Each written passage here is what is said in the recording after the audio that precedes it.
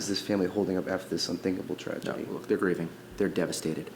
They lost a son, a brother, a shining light in the community. He was a kid who had everything in front of him, athlete, student, somebody who had a smile, as described, somebody who had a smile that was infectious. Devastating to not just Bradley's family, but the community of Fishhawk, to see his life tragically taken for no reason. We got word today, Hillsborough County Sheriff's Office has completed their investigation, turned over the findings. How is the family feeling tonight with this latest development in this ongoing investigation? Well, this is a step closer, in their opinion, for justice for Bradley. First of all, the family is very happy with the investigation that's been conducted at the Sheriff's Office. They want to thank Sheriff Chronister, as well as his team of detectives and investigators, for conducting a very thorough investigation. While this investigation has taken quite a bit of time, they understand the Sheriff's Office was limited in what they had. And we know that these investigations take time, and the family is thankful for the attention the Sheriff's Office gave this matter and how thorough investigation they've conducted. And now the case is turned over to the State Attorney's Office, where ultimately the State Attorney's Office will make the determination whether or not to file a criminal charge against anyone in that home. What potential charges, you're the attorney here, what potential charges from the facts that you've uncovered in this case could potentially be filed? Well, ultimately, we don't know all the facts of this case. Because this is an ongoing investigation, we've been limited on receiving those facts and specific details of this case. The State Attorney's Office, ran by Andrew Warren, has a team of very skilled and experienced prosecutors who are going to look at all those facts and make the determination what law fits those facts and what criminal violation anyone in the house may have committed. And if the facts justify that, then we anticipate prosecution occurring for somebody in that home, whether it be the person who pulled the trigger or whether it be the person who stored the firearm. And again, that's going to be based upon the facts that are presented to the State Attorney's Office, as well as the law as it applies to those specific facts. Do you feel if this was not in the home of a Tampa police officer, this investigation would be moving a little more quickly? No, not at all. The Hulett family in no way thinks that this is a slow investigation because of who owned the home. That has never been a thought of the family. The family has, from day one, been apprised of every step through this investigation through the Sheriff's Office. The family is well aware of everything the Sheriff's Office has done and all the support they provided to the family, not just throughout the course of the investigation, but just keeping them apprised of the investigation. In no point in time do we believe that there is any sort of anything to do with the speed of this investigation related to who owns that home.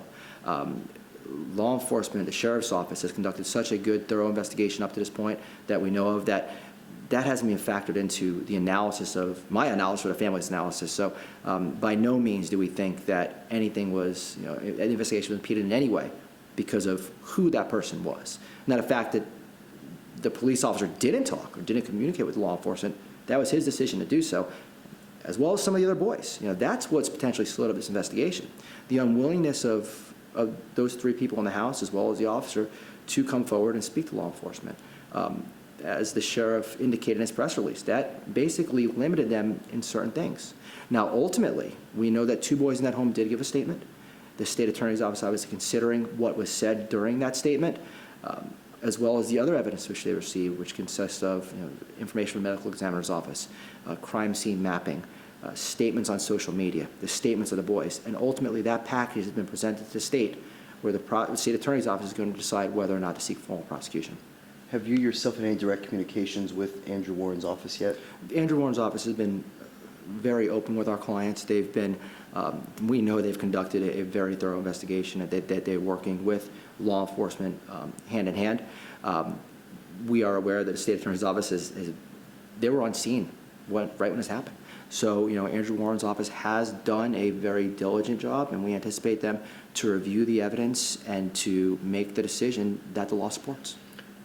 Any idea how long that could take him? Is there any precedent here in your experience how long this could take till he makes the determination? Is it just stand by, the rest of us and wait and see at this point? No, look, the Hulett family wants justice. And in this particular situation, we want justice. They want justice for Bradley.